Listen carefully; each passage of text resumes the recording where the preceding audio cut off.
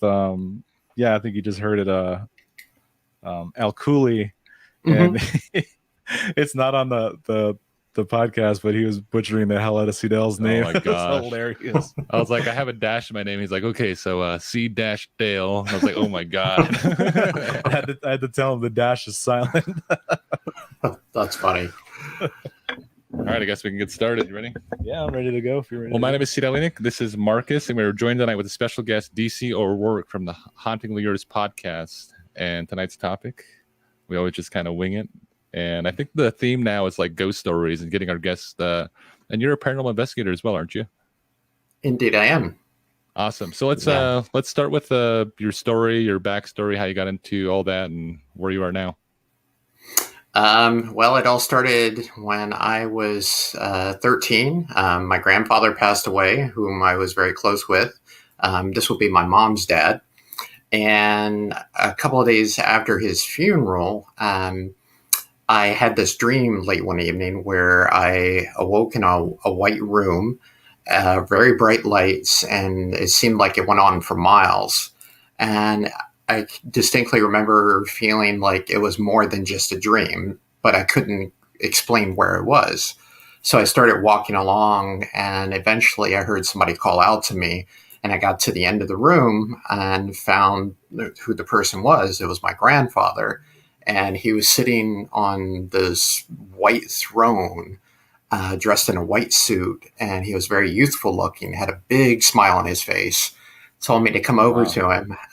And I said, Papa, I said, what's going on? You died. Why are you here? He said, forget all that. I didn't get a chance to say goodbye. I just wanted you to know how much I love you, and I hope you have a good life. And split second later, I woke up thinking I was still there, and I was like, hold on, wait. And for the life of me, I couldn't wrap my mind around it. So I told my mom, and I told the reverend at my church, and everybody was like, oh, you're just a 13-year-old boy. You know, there's no such thing as ghosts. Your grandfather's gone. You know, he's in heaven. He didn't come back to see you. And I sat down with my grandmother, and I told my grandmother what happened. And she said, you know, that's funny, because the last thing your grandfather asked about before he died was you. Wow. Yeah, so that kind of confirmed it for me. Needless to say, it put me on the path that I've currently found myself on. From there, I started digging into folklore and reading books and, you know, just trying to absorb as much information as I can. And little did I know, slowly but surely, other doors would start opening up. And my grandfather, by the way, was not the first person I've been visited by in a dream. That's happened to me 3 times that I can think of throughout my life, where somebody has died tragically and then come to visit me with a message. Wow. Yeah. I'm going to hit record on that. Oh, shoot. There we go. Well, I mean, we can take off the audio here. Yeah, we can. All right. We had like 2 different audios We going, made such a mess today. It's like, this is the biggest mess we've made in a while. It's like cords everywhere, and I'm stepping on cords. Mark's stepping on cords. Trying to rush, so. That's a really interesting dream. Like, we hear often of people being visited in their dreams by a loved one. Mm-hmm. And I mean, we grew up in a Christian household, and things like this are kind of, so they highly debated. Yeah, highly debated. So they always try to say, well, they go back and forth. It's kind of funny. It's like either when you die, you're instantly in heaven, instantly in hell, or whatever. Mm-hmm. And when they say you're visited, when it happens to someone who actually says that, then they have a story to tell. Yeah, like I was visited that night. I always find it funny because even the people that say, you know, no, that's not possible. You know, that either you're in heaven or in your hell, and you don't come back to visit. You later on, you hear them saying, "This person visited me." So like kind of contradicting themselves, you know. Right. So I'm like, so we talk about this. You know, this is always an ongoing conversation because, you know, I mean, I've had dreams and stuff like that where, you know, people came to visit me, and I actually kind of had a similar dream to the one you had, and except this one, I remember I was on a train. It was like a really long train, and it was like an old school passenger train, but man, it just looked so nice. It was like, gold and everything around on the trim and everything. And it was just so bright outside. And I remember I was on this train and I kind of started looking around and I saw my cousin, and he was really close to me. His name's Paul Morning, and he just recently passed away. And it kind of sucked because, I was supposed to go to this place with him. And I thought, oh man, I think I'm going to hang back and stay home. I was kind of tired, and my mom woke me up the next morning telling me that he passed away. And so I was kind of really bummed out about that. And a week later, I had this dream and I saw him on that train. And I remember going up to him and, talking to him, and I was like, so happy to see him. And he was just telling me, that the only reason why I was on there was because he just wanted to tell me that he loved me and that he just wanted to say goodbye and to tell the family that, he said, hey, just tell him that I made it. That's all I wanted to tell you. Yeah. And I was like, okay. And I remember looking around, he kind of pointed around. I saw some other people on there too. And so I was just kind of like, and right after he gave me a hug, man, it was like, yeah, like you said, a snap of a finger. I was awake sitting in my room. So like, like things like that, I'm like, yeah, that had to be him. There's like no way, he had to have visited me. So. And I think the key factor in most of these stories also is that they're always short and sweet. Mm-hmm. Like they're kind of in a hurry to leave or get you the message, and then they're gone. Mm-hmm. And so, I mean, if you have all these accounts, people having dreams and having visited by their loved ones, why is it that there's a key factor in every single one of those visitations of them being in a rush? Or you wake up and it's like they're gone really quickly, and you're left with that feeling of like you actually experienced something. Mm-hmm. Yeah, and that's exactly. And that's kind of the thing that's like debated, though. It's like it causes a debate of whether this is actually a thing that happens, and we always say that we'll never know until we die. Mm-hmm. And that's like pretty much the answer to some of the questions we ask on the podcast is like, we don't know until we die, but we can talk about it and try to explain it. But until we die, we don't know. Yep. Fuel for the fire. Right. Yeah. So have you had any of your own theories on that dream, that's your visitation? So with that particular instance, I do know my grandfather's last hours weren't exactly good. He decided to stay up all night the night before, which was New Year's Eve, and he had a little too much to drink, and he actually ended up getting the flu. And he was, one of those old school types, born in the 1930s, and didn't believe in going to doctors and, treating himself at home kind of thing. And the flu turned into pneumonia. And so my grandmother, started tending to him, bringing him soup and crackers and things like that. And he wasn't going to work as a result of this. He ran this little service station in our hometown, and him asking about me, he wanted to know if I had been to the service station that day, because I was, I'd always stop by after school to, hang out with him, because honestly, he was cooler than my mom and my dad. So I would, make any excuse to go hang out with him. But when I went there, I was told by my dad that, I guess your mom didn't tell you, your grandpa's sick. And I went, oh, crap. And it wasn't too long after that he ended up going into cardiac arrest, unfortunately. Wow. Yeah. But I mean, there's no doubt in my mind that it was what it was. He visited me, and all I can think is, if there is a heaven and there is a hell, then he was in the waiting room to heaven. Hence all the bright lights and the white suit and the white throne and looking very youthful. I mean, he was making that transition to what's next for him, at least. Right. Yeah, and that's a very common thing. Is like everybody that says that they've like been to heaven, or got taken to go see somebody, a loved one that passed away. They always look really youthful. It's like they're brought back to their prime while they're in heaven, and it's like that's Yep. how they are forever. And that's a common thing I've heard. With a lot of stories. Right. So I always found that pretty interesting. So let me tell you another story that might contradict this. Found out one of my old roommates had passed away a year after he had died. I felt horrible about it because I was like, I wonder why I hadn't heard from this guy in a while. Yeah. He unfortunately, they suspect he committed suicide because they found him in his car in his garage, and the car was running. Yeah. Oh, wow. But they can never prove it because there was no note or anything. Just an unfortunate situation.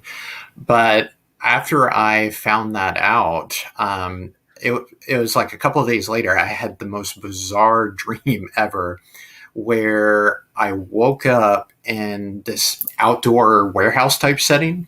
Yeah. And I remember the sky was like very dark and very gloomy. Looked like a storm was coming in. And there were hundreds of people everywhere I looked, and they were all wearing these dark gray jumpsuits. I couldn't really see faces. I was just seeing the backs of heads coming and going. And they were all doing different tasks. At one point, though, my friend who passed away walked right by me, and there was no denying it was him because, he had this very distinctive long blonde hair and wore these black glasses. Think about Garth from Wayne's World. That's pretty much him to a T. But he went walking by me, and I looked and I was like, yo, Cole. And he turned and he looked at me. He said, Denny, what are you doing here? And I said, I don't know. I'm trying to figure that out. And he said, well, get out of here. You don't belong here. And he kept on going, and he went over to this table where a bunch of other people were seated and eating food. And he sat down. They gave him a tray of food, and he started eating. And I walked away from that and looked all around, and I thought, is this hell? Because if he committed suicide, then maybe that's why he's here. This is his hell loop. If you want to go into that. Yeah, like they say that's if it's it's I hate saying that, man, because I have a lot of friends and stuff that committed suicide and stuff like that, but they say that that is like one of the ultimate sins, like taking life and taking your own life, and they always say that's probably like if you committed suicide, more than likely that's where you went, and so that kind of does make sense when you put it that way. And given what I know about him, and and this is no disrespect to him, but he wasn't exactly the best person in the world. So I would put stock in the fact that he is more than likely atoning for his sins that he committed in life. Right. 100%. Our family has been really close to, because everyone in our family is like a minister or a pastor or a gospel singer or something. Evangelist. Right, evangelist. And they've always talked about this, and they've always spoken to morticians too about this. And they actually heard about this from a mortician. It's one of the more famous ones in the area, or one of the more used. And they always say that at a funeral, the morticians know, or the funeral carriers, whatever, they always know when someone's not went to heaven, they went to hell, because of how the casket is carried. And they say it's always the same kind of life this person lives or whatever. And then it kind of transfers over into the way the casket's carried, because the casket is really, a lot heavier. Really heavy. And there was a story my mom told us, and she said this lady was a real tiny woman, like maybe like just over 100 pounds. But her casket, these guys were big dudes, and her casket was heavy to all those men. There's like 6 of them. Wow. Yeah, there was times where a pallbearer, many times. And that, yeah, there was maybe a time or so where the casket felt like you could barely even hold the thing. Right. And that thought kind of always popped into mind, like, oh man, just kind of that bad thought, like, man, I hope this person didn't go to hell or something, And, Yeah. yeah. And there was times where you carried a casket and the person was about as big as I am. And I mean, I'm over 6'3", and I don't want to say my weight, but but like, carrying a casket for them, and it's like light, really light, Right. It's like, you're not even trying to carry this thing. And so, like, yeah, that really makes you think about that, man, or made me think about that. It's kind of a strange theory. And I mean, if you're talking to a mortician who deals with death on the daily basis, and they're saying that, it's like, it paints another picture of how you perceive a funeral. Yeah. I mean, you hate to look for it, but sometimes you can't help yourself but look at how whether the service is going or the way the coffin's being carried. Yeah. It's kind of a strange thing to actually have inside of your mind, but yeah, I guess it happens. So, I heard a story of yours that I was hoping to have you tell. It was, I think, one of the first accounts or first experiences you had that kind of pushed you into the paranormal, and it had to do with astral projection, right? Yeah. I knew you were going for that one. Yeah. Like, it's like one of the most like interesting stories I've ever heard. A week ago. I was like, I didn't tell him about it, but I was like, man, you got to hear this story, dude. It's pretty cool. So, yeah, why don't you go to that? Yeah, and I mean, to this day, I mean, I still don't know what to exactly make of what happened that night all those years ago. But July of 2007, I was working at this little cafe in my hometown as a waiter, and me and a buddy were closing up there one night, and he looked at me and he said, "What are you doing after work?" I said, "I'm going to bed. I got to get up early tomorrow for work." And he was like, "Do you want to go ghost hunting?" And I went, "Yes, please." Yeah, because by this point, I just had my nose in as many books as possible, absorbing information and watching, ghost hunters and, stuff like that on television. I hadn't really done any kind of investigating, but he convinced me to go out to this place with him called Old House Woods, which was about 10, maybe 15 minutes down the road from where I currently lived. And this patch of woods, it's like 60 acres, surrounded by marshlands, really tall pine trees, lots of wildlife in the area. Totally creepy if you go down there at night. Yeah. But he and I got in the car, we drove down there, and the moment like we arrived at this little narrow road that we had to take to go into the woods, I just thought to myself, oh crap. Because you could feel the energy of the place. Yeah. And I mean, one, it looked creepy, but two, you could feel what was there. Yeah. And he and I started driving in all slow, and I'm just looking around the place. And eventually we get down to the end, and there's a sign that says dead end, no trespassing, and which I'm going, great, we're breaking the law. He says, no. As long as we stay on the road, we're fine. So he circles around and starts heading back out. And we get to about the middle of the woods. He stops, tells me to get out with him. And like, before I even get out, I'm seeing shadow figures moving back and forth across the road, humanoid figures, animals. And I'm just thinking, okay, am I really seeing all this? Or, is my mind playing tricks on me? Yeah. We get out of the car, and he gets me to follow him. He says he's going to attempt astral projection and asks me if I know what it is. And I'm like, yeah, I get the gist. And he says, okay, I'm going to sit down right here, and I'm just going to do my thing.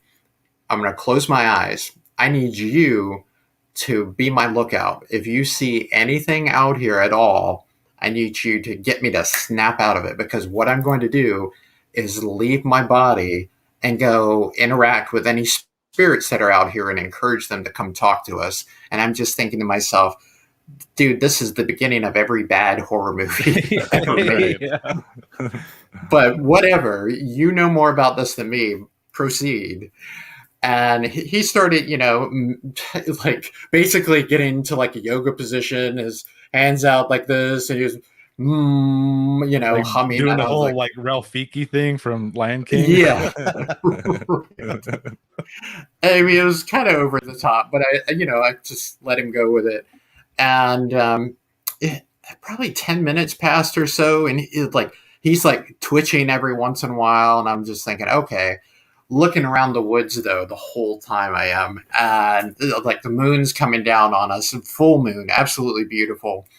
And every time the wind would blow, I remember the pine trees would like sway and smack up against each other. That sound in the middle of the night is terrifying, especially ghost hunting. But here I am looking around, and I'm just, being very, very observant. And not too long after this, I'm starting to hear what sounds like somebody walking through the woods, and very distinctive footsteps. I hear, the leaves moving. I hear twigs and, underbrush being pushed to the sides. I flip around, my eyes go for the exact direction where I'm hearing the sounds, and I can physically see hands moving tree branches to the side, like somebody's clearing a path to get through the woods. Oh. And my heart starts thumping. I'm like, okay, he brought me out here. He's pulling a wicked prank on me. I'm about to get punked. And all the while I'm watching, waiting to see who this is. They end up walking all the way out to the ditch bank right at the edge of the woods. But what comes out of the woods is not actually a person at all. It's actually this giant black cloud of vapor. And it just sails out of the woods very slowly over the ditch bank and hovers right above the road that he and I are sitting on. And he's still off in, La La Land trying to astral project. Yeah.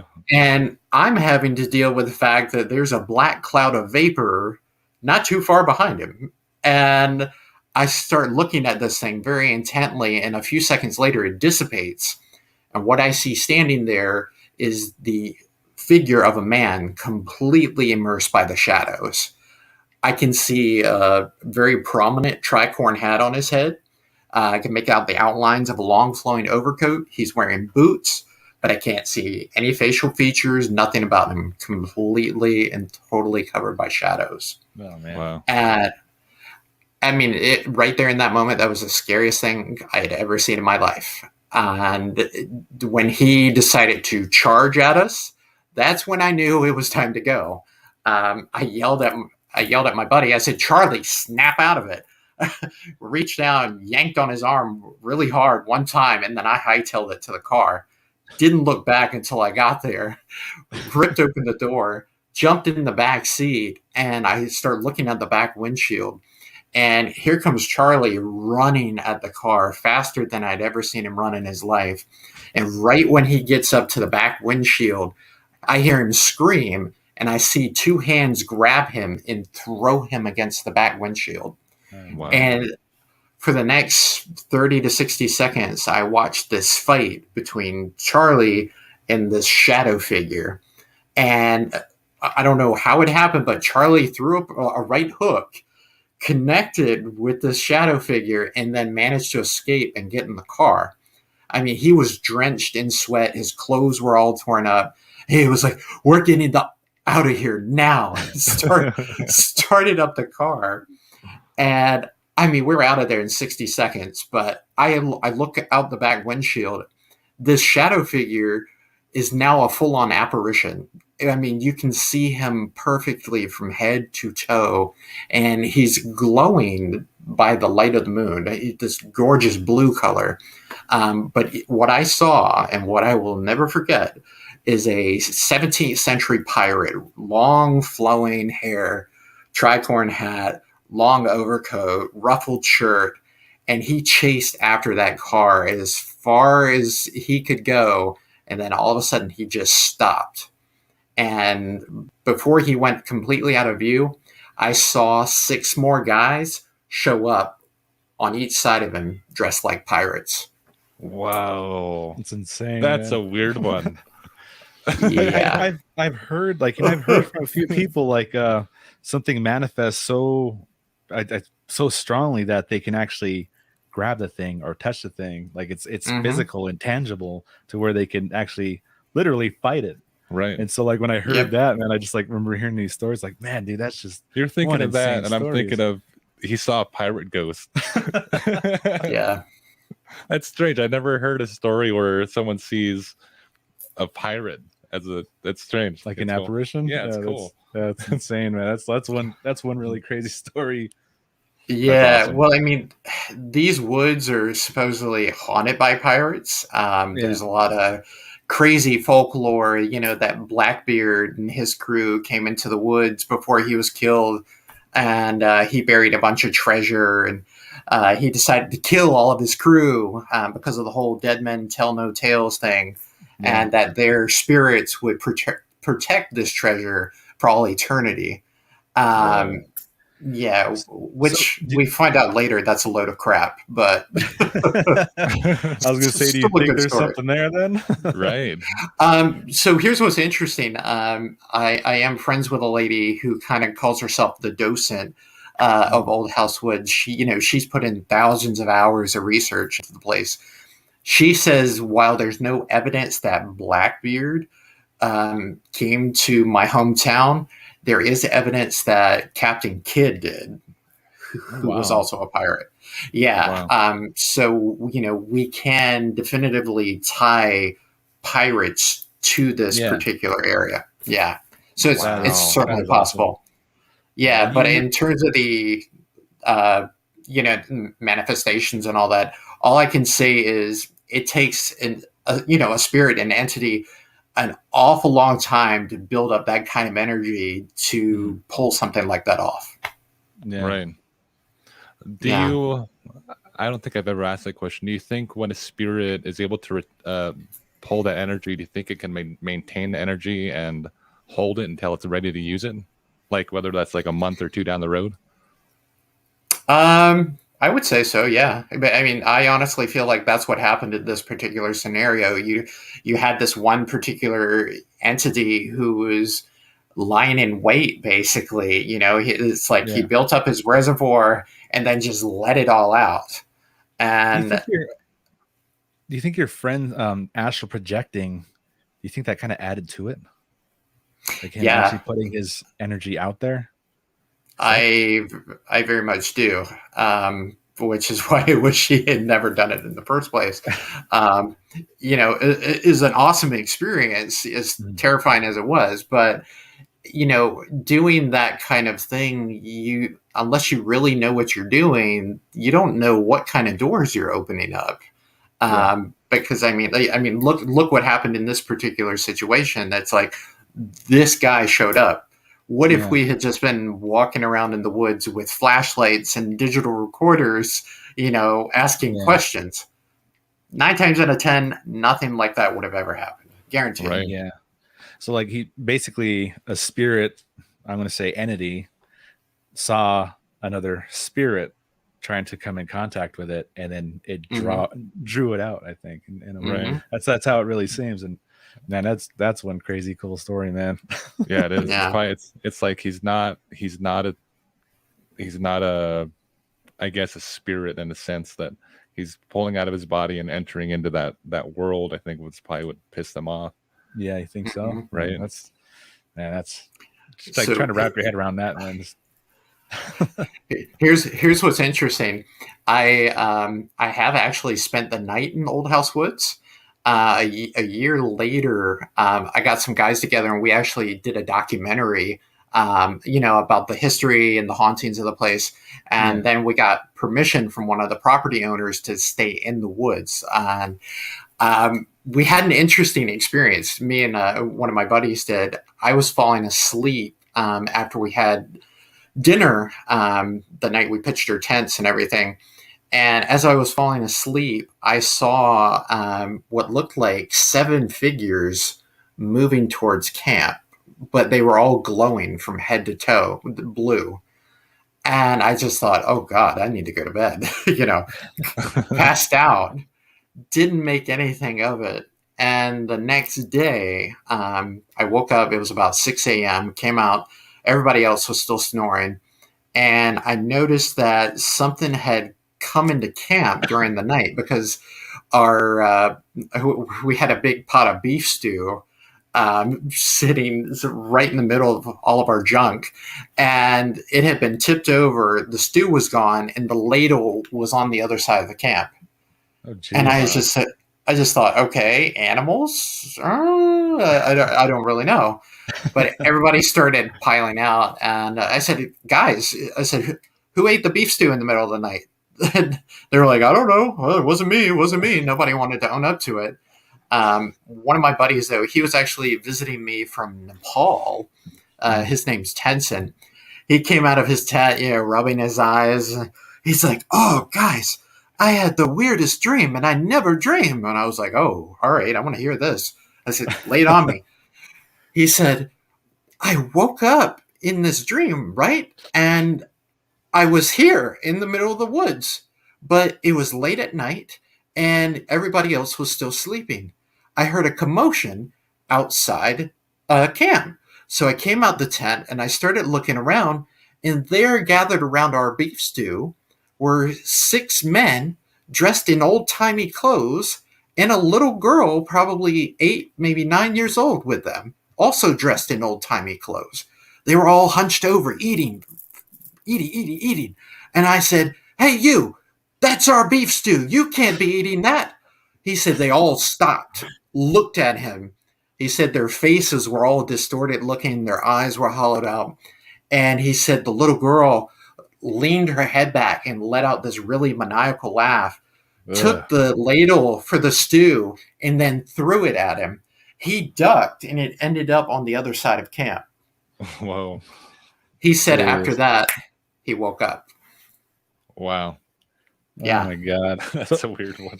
That is, but so do you think he actually like physically woke up and saw this, or do you think he like in a kind of like an astral projection form woke up and saw this? I mean, I asked him, if he, was a sleepwalker or anything like that, which he was like, not that I'm aware of. I mean, first time for everything. Yeah. So, after talking with him, I could only surmise that he had some kind of, astral projecting kind of experience. I mean, how else do you explain that? And, me seeing what I saw right before I fell asleep. Yeah. I'm trying to make sense of it, because okay, if I woke up and I saw something like that, I literally just woke up, I might think I'm still sleeping, I think I'm seeing something. So he could have been awake and seeing this and thinking he's having a dream, right? Goes and lays back down. Right. Yeah. Yeah. So it's a possibility. Either way, I think is a possibility. I don't think I would argue with whatever I saw, though, if I was to wake up and but yeah, that literally ties what he saw, what you guys found at camp, and what you saw before you fell asleep all together, right? And just kind of confirms that this happened. It just, I mean, the hollowed out eyes, that just kind of that. I started feeling the hairs on my neck start to stand up, because every time somebody tells a story, I try to picture it and I just creep myself out. That's the best way to do it, though. Yeah. So, how long have you been paranormal investigating? I have been actively paranormal investigating since 2007. Oh, nice. Yeah. So since that very first experience.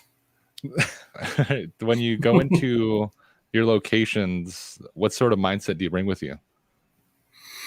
Well, it really depends on what kind of location I'm going into, but nowadays I try to make sure I'm very relaxed. I'm grounded, and I'm feeling positive, just because I never know what kind of energy I'm going to attract.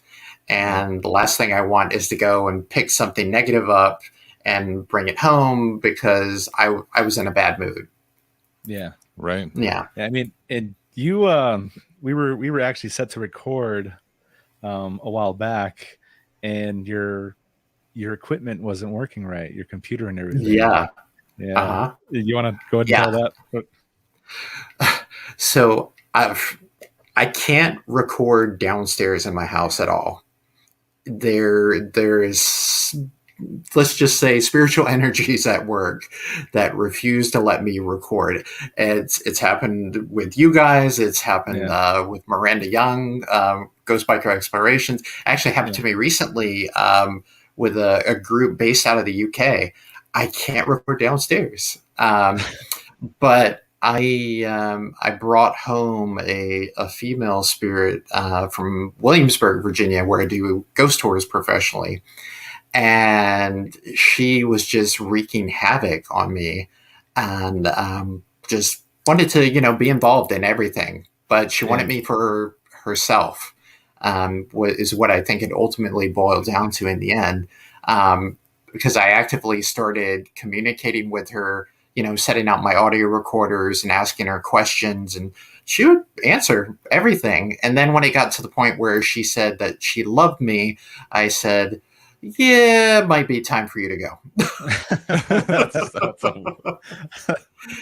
Like, this might be a stage 5 clinger on my hands. Like, get out of this.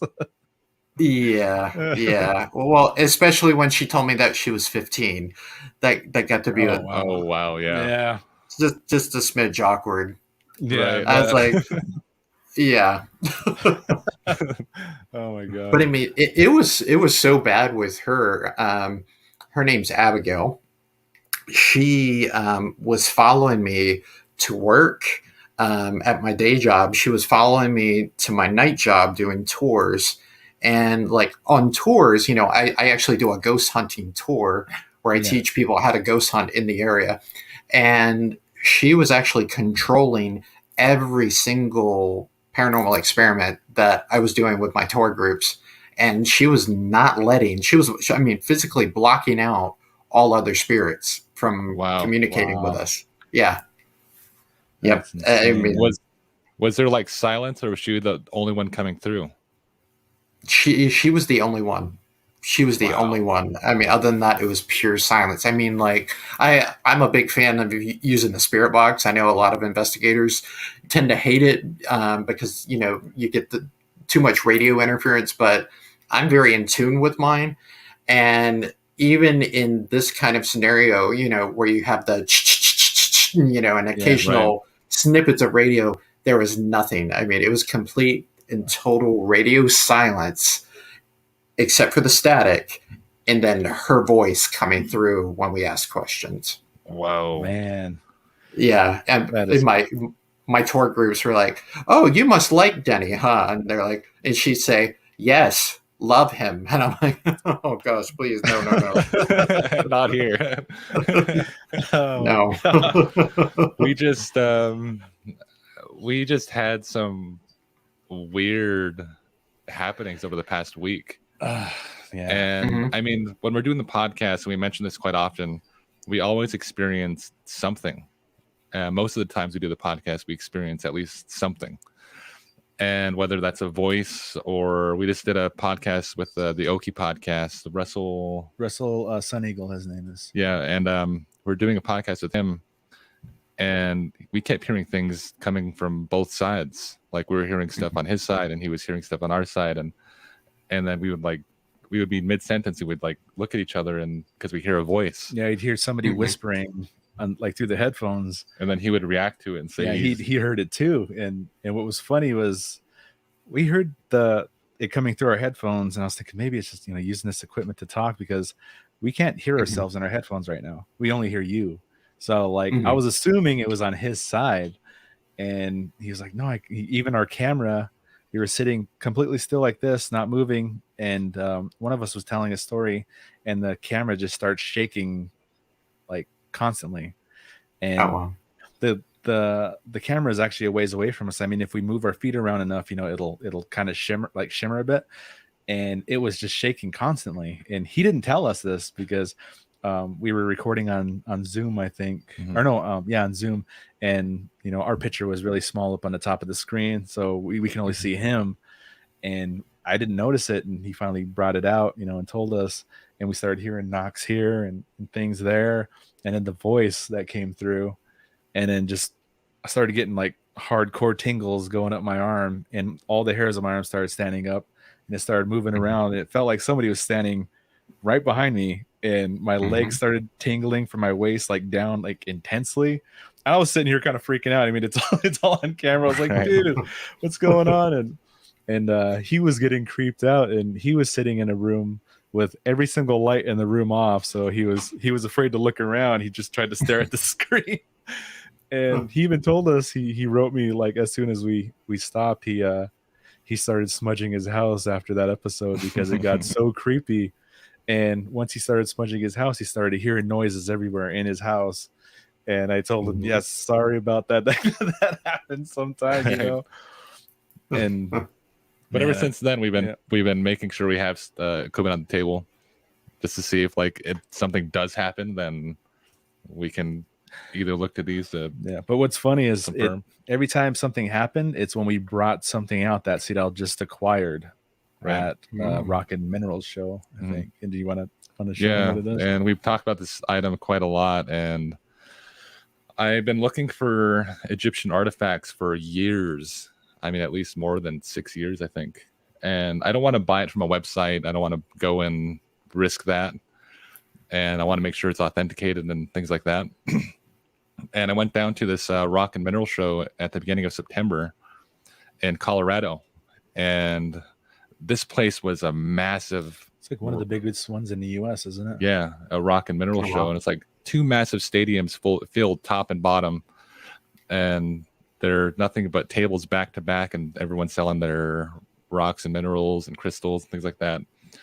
And it was one of the last tables, and out of everybody there's got to be like thousands of people there, and out of everyone's table there was one man sitting there, and he had Egyptian artifacts on the table. It was just like a small section that he had, and I asked him about it, and then he turned out to be like a published author, an archaeologist, and renowned, I guess. And he had these items on the table, and I said, "Are you selling these things?" Because there's like no prices on them or anything. And he's like, if you put up the money," he said, "then yeah, you can take it home with you." And I was like, "Okay, I'm taking that home with me." So I got that home, and I was excited about it. But lately, it's like every time and I'll show it to you, and it's I guess it was in either a tomb or something at one point, the way he was describing it to me. But he found it himself. But he was able to actually take it from Egypt because he's like a licensed or whatever. But it's got a name on it. He didn't tell me what name it had on it. You can see the pharaoh's, I guess, his like staves and his head, his mask and everything. You can check it out. Oh, wow. Yeah, that's cool. Yeah, you can see like all the little details and stuff on it. And that's crazy. Yeah. And it has like some green in it too. Yeah, and it's a sandstone. You can see some green on it, and it smells like oil, like still. But I think maybe you cleaned it. But ever since we've had this thing in the house, things happen in this house anyways. But since we brought this in the house, we've noticed more of amplified. More of a influx in activity. And to me, I was like, no, it's not. It can't be. It's not that. Because like, he's like, oh, check this out. I grabbed it, and I was like, I started getting a funny feeling. I was like, dude, I don't feel right holding this to kind of have that funny feeling, you know. I told him, I said, there's probably something. It could be something attached to it. And I said, I'll bet you anything there's something attached to this. And no, it's just, you know, it's cool, you know, it's just a little artifact I got from Egypt, and like, that thing's like 2,000 years old. I was like, there's more than likely there's something. And I have other items that are well over 2,000 years old as well, but this one is one of the more I guess significant to death. So I think that was probably one of the key factors. But during the Oki podcast, we popped this thing out, and within like a minute, there was nothing for the first half of the podcast except for maybe like our camera shaking a little bit.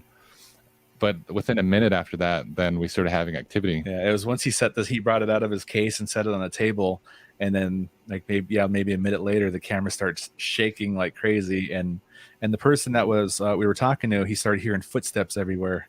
It's like, I think I could hear footsteps in your place, and like everybody's asleep. We were recording that pretty late, right? And everybody was asleep. You know, we had nothing on, and we started hearing bangs here and a bang there, and then that's when all that stuff started happening. But just the other night, we finished recording with another. He does ghost tours too, in I think Colorado. Mm-hmm. And we were talking to him, and after the whole thing was over, I was packing up the lights, sitting in a living room, and from where I was sitting, I get a straight view of the kitchen, and we have the table on the left, and over the table is a hanging chandelier. Now Cedel is in the kitchen facing the opposite way of the table, and he pulls out a SB11 spirit box, and he always does this. He'll just randomly kick it on, and he kicks it on and he hands it to his wife, and she was kind of walking back and forth eating something, and she was kind of pacing back and forth from the living room to the kitchen, and we started hearing a woman's voice come through. And he had that thing going pretty fast, and it was well over 30 sweeps. You'd hear somebody talking, and she looked at me and she said, "Did you hear that?" And before I could answer, we heard a male's voice on there come in really clear, say, "What?" And jokingly, she said, "I wasn't talking to you." And she started laughing. And after she said that, one of the glass pieces on the hanging chandelier breaks and lands on the table. Yeah, we heard like a tink. Yeah, it sound like something hit it. It just a loud clink, and then it just drops and lands on the table. And we're all just... This all happened within 2 or 3 seconds. Yeah, she was walking this way, and I was turning around, and I was actually fixing, because I have a guitar case, and I was putting it up like this, and I was facing the opposite direction of the light, and she was turned towards Marcus, and I was doing that. We both heard this clink, and then we turn around, and that chandelier falls and hits the table, and it's like a clean break on that. Yeah, it's chandelier. like a clean break all the way around it. And after that SB11 was dead silent. All we could hear was the sweeps for about a half hour, just nothing but not one noise after that. I was like, yeah, I think you pissed something off. And that mummy was sitting on the table beneath that chandelier. Yeah, and I walk in there with my phone, and I kind of like, oh my God, took a short video of it and kind of said what just happened. And I stopped the video, and I was like, oh, I finally asked, "Where's the mummy?" We turned around, and the mummy's sitting right underneath the chandelier. And so that is exactly where it fell. It was like maybe 2 feet away from it. Yeah, strange. And I was like, I told you that thing, man. There's something up with that thing. But yeah, that was our most recent, That's like the most drastic thing that's happened here. Like we've had a shot glass fly out of our dish drainer. Things like that, toys turning on, but a woman crying upstairs when there's nobody here, just us, and we hear people running back and forth, and all kinds of stuff like that. My older brother, actually, this is a duplex, and he lives upstairs, and he was living by himself at the time, and we'd hear women crying up there like pretty intensely too. Right. And there was even times where the cops would come and knock on the door, and they'd ask, is everything okay? Is your wife here? Like this is when I was living here, and there was literally they'd hear a woman screaming from inside this building. Outside, the surrounding neighbors would call the police because they'd hear a woman screaming, and we're like, no, there's nobody here. And they go upstairs to the top apartment. Is everything okay? We'd heard everybody's hearing a woman screaming coming from this. They're screaming bloody murder. Pretty much, nothing, absolutely nothing from inside the house. We can't hear anything. And it's basically, we've noticed it's been happening annually. Right. And it's literally like probably pretty soon. It's usually around this time. Yeah. Later in the year, the cops would come knocking on a door, and it's every year. Is everything all right? Is your wife here? And the surrounding neighbors would hear somebody screaming, literally like their words, like they're getting killed or something, or getting hurt. They'd always hear a blood curdling scream, but you can't hear it from in the house, but everybody outside is hearing it come from this building.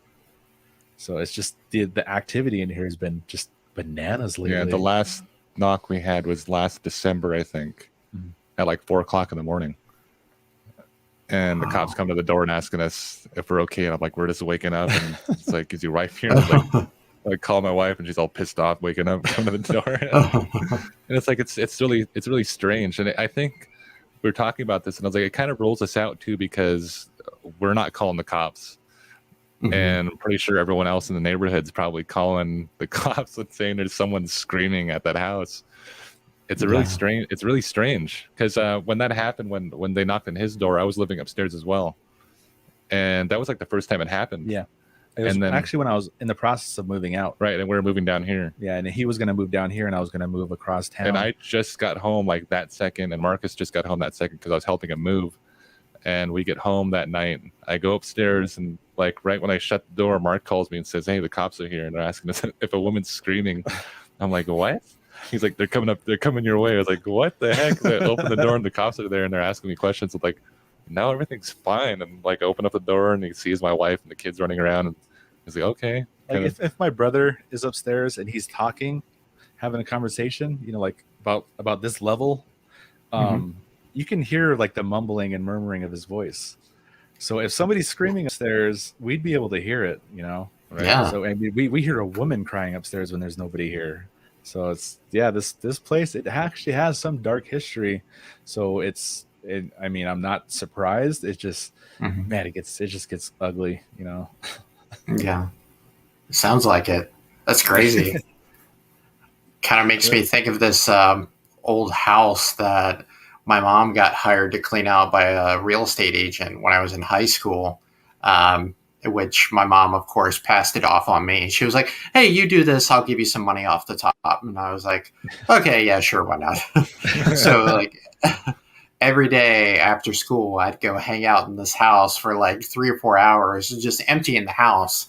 And I remember like, the couple was like in their 90s, and and they passed away. And I was like up in the bedroom at one point during one of my days there in cleaning this place out, and here I am in the bedroom. I've just found Nazi flags buried in a bookcase. It's like there's this like really small box. I pull it out, Nazi flags, different pieces of memorabilia, and I'm going, "Oh, great, okay." But, whatever. And wow.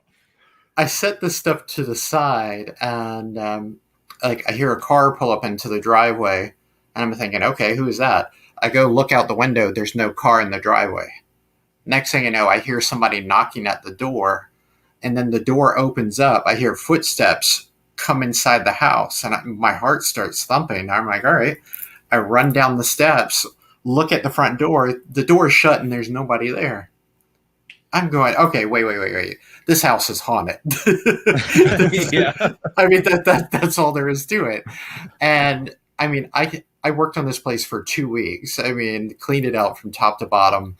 And the whole time I was hearing footsteps. I was hearing people talking, a man and a woman, like an older couple. And a lot of the time they were arguing. And I'm just thinking, gosh, I feel kind of bad because while it's not right here in the room with me, I can hear it in the next room. And I just want to go, would you knock it off?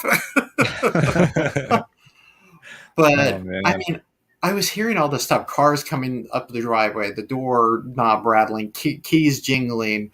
And I remember one of my last days there, I was in their pantry, which was this, really like old school walk-in pantry.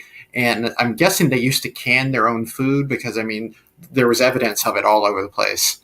And I'm standing in here on this linoleum floor, boxing up all these canned goods.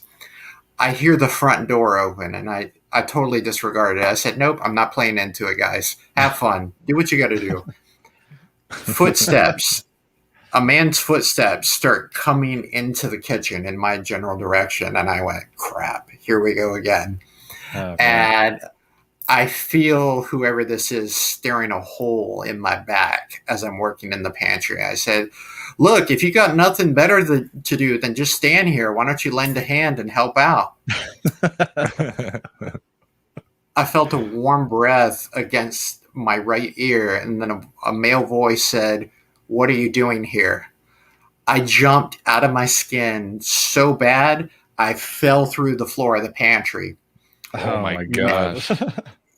Next thing I know, I'm like pretty much submerged from my neck down through the bottom of the house. My legs are dangling below the house. And I'm guessing I must have messed up both of my shoulders because I was in a lot of pain, and I was screaming my head off because I didn't have the strength to pull myself out. And all the while, whoever this was, they were walking in circles around me, Wow. and like I couldn't see them, but I could hear their footsteps and I could feel the presence, and it just kept going, help, help. And finally, somebody came running into the house. It was a woman, and she was like, "Where are you? Where are you?" I said, "I'm in the pantry. Help me!" And she came running in. It was the real estate agent, just randomly stopping by to see, how far That's along weird. we had gotten. And she went next door and got a neighbor to come in who was, masculine enough to pull me out of the hole that I had made. And he pulled me out and he said, "Son, you've dislocated both of your shoulders." He said, "I can." Wow. He said, "I can pop them in place for you, but it's going to hurt." And I said, "Okay, just do what you got to do." I should have prepared myself, but he popped both of them back in. And I went, "Oh, I hope I never have to do that again." Wow. But yeah, that kind of left me with a lot of questions after that. I bet that there's Yeah. there's a similarity between the story I just told you and the story you just said. Is don't give us a spirit or entity a sarcastic smartass Right. response. Yeah. Because they can get pretty violent apparently. I mean, wow. Yeah, that's- wow.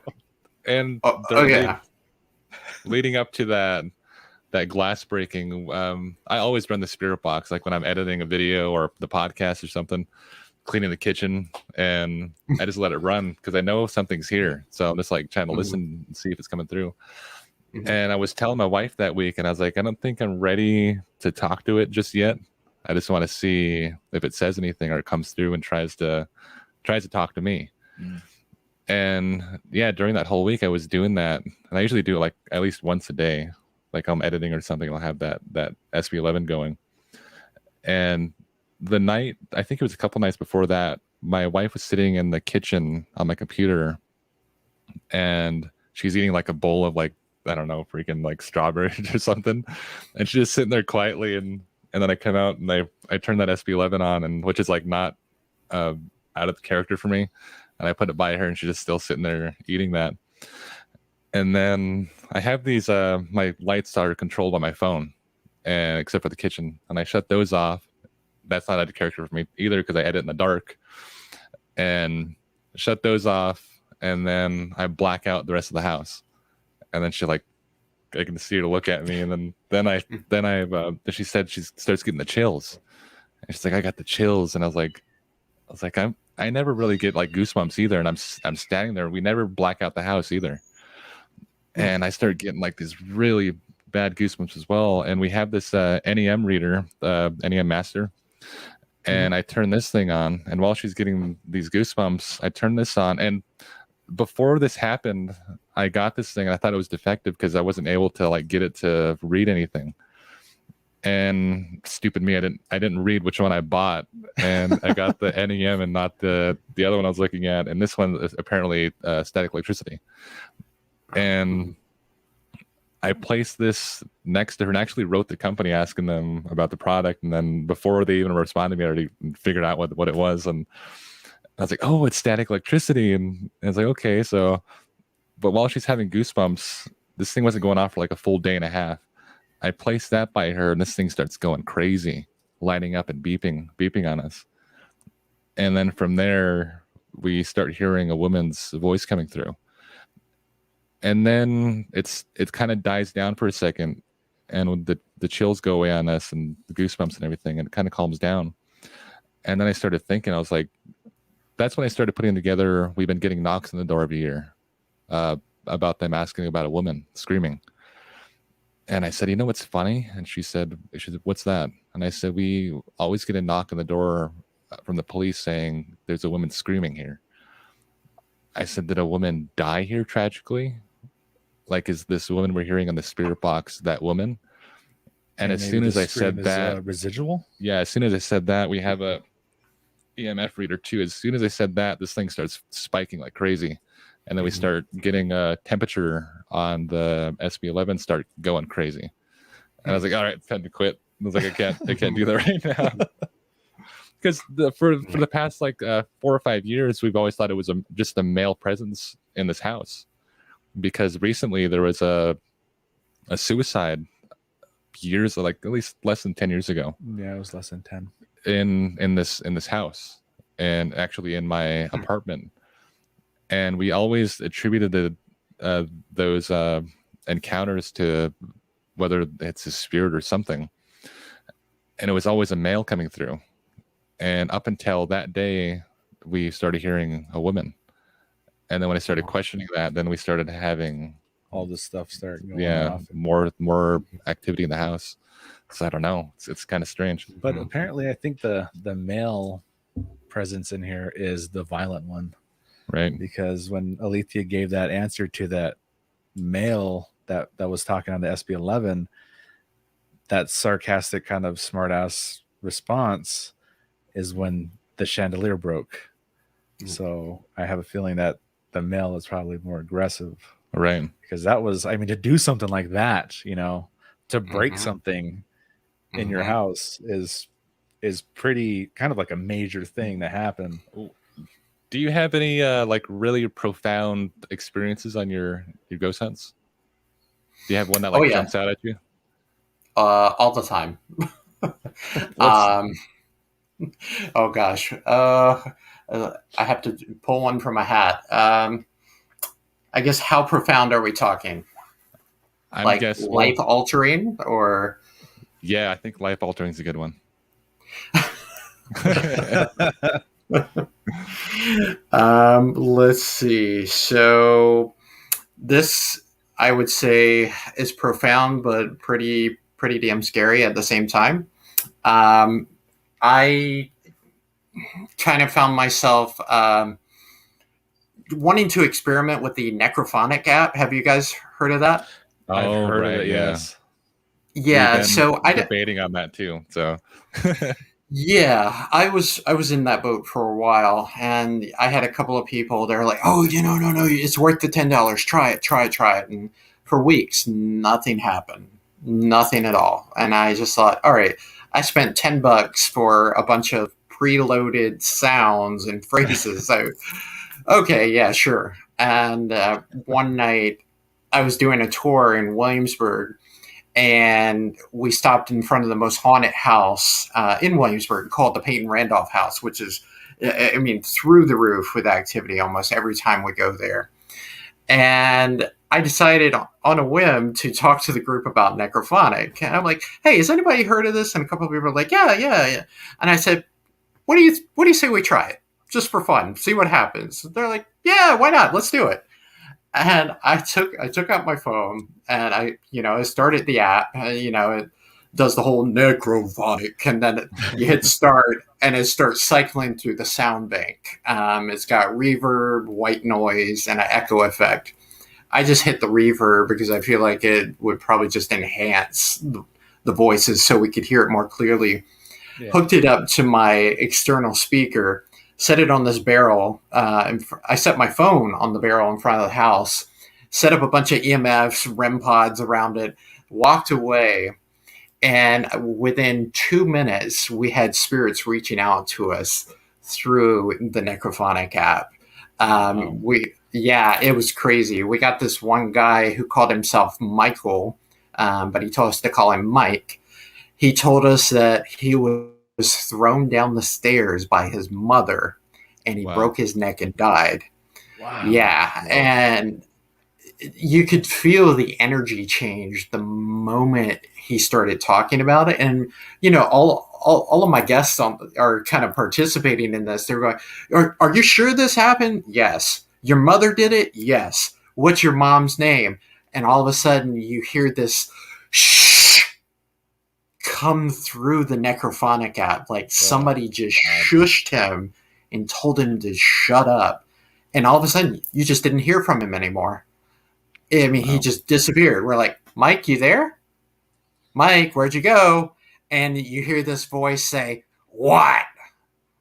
And I mean, it was like one of the, like, I can only compare it to the Babadook from that Netflix movie. Oh You ever see that? man. Yeah. Yeah, Babadook. Yeah. Oh my God. So I said, "Who just shushed Mike?" And it was a woman. She responded, "Dot." And I said, "Dot." Yes. I said, "Dot, I don't want to talk to you. I need you to carry your ass back in the house right now. You know who this is, don't you?"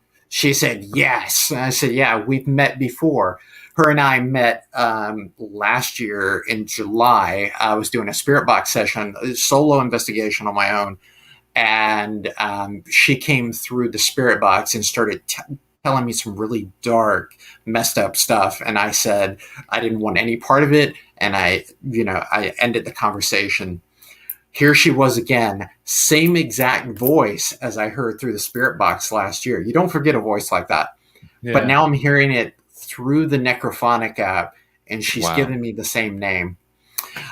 She started fighting me like with words. She was like, "Bullshit," and I was like, "Whoa, whoa, whoa, whoa, whoa. Take you and your aggression and go back inside the house. I am not talking to you. I'm not giving you the power. Leave." And she once again started swearing at me. And I said, "Listen, you old hag, I'm going to start invoking the power of our Lord and Savior, Jesus Christ." And I mean, I guess that must have ticked her off, because the rest of the tour, she followed me. Oh, She followed me. wow. And I had another hour left. And I mean, the last hour, it was totally different than the rest of the tour. Everybody felt creeped out. And we were all looking over our shoulders, and we were like, she's at the back of the group. I mean, she was definitely there watching us. And every once in a while, when you looked, you could see a shadow figure like peek out from behind a tree. And when I got to the end of the tour, and I left everybody at the cemetery, and they all went off for the night. Here I am leaning down, picking up all my gear, putting it in my cases and my bags, and a shadow figure bum rushes me from the corner of the cemetery.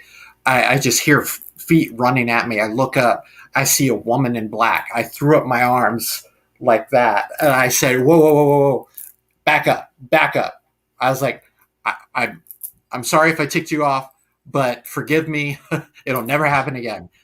And I went back to grab my things so I could get out of there. And she came at me from another angle, like right up in my face. And Wow. I got a better glimpse of her that time. Old woman, probably in her 80s, if I had to guess. She was wearing a 19th century, looked like a widow's gown, black attire from head to toe. And she was serious. She meant business. I grabbed my things, ran out to the street. I said, "I'll pack up my things out here." And I kept my eyes on that cemetery the entire time, and I could tell she was still there. So I actually smudged myself right there in that moment. And I said the Lord's Prayer, and I started walking toward the car. And the entire way, I could feel her coming after me. And I was like, oh my God. this hag is trying to make sure I leave. So I get across the street, get to the car. I actually smudge myself again because I'm just on edge. I smudge my car. I smudge my gear. I'm like, her or nobody else is coming home with me tonight. Pack my car up, jump into the driver's seat. I'm just sitting there going, "Why me? Why?" And all of a sudden, I feel thud, thud on the back of my trunk. And I'm looking around going, "What the hell?" And then next thing you know, my car pushes forward. Whoa.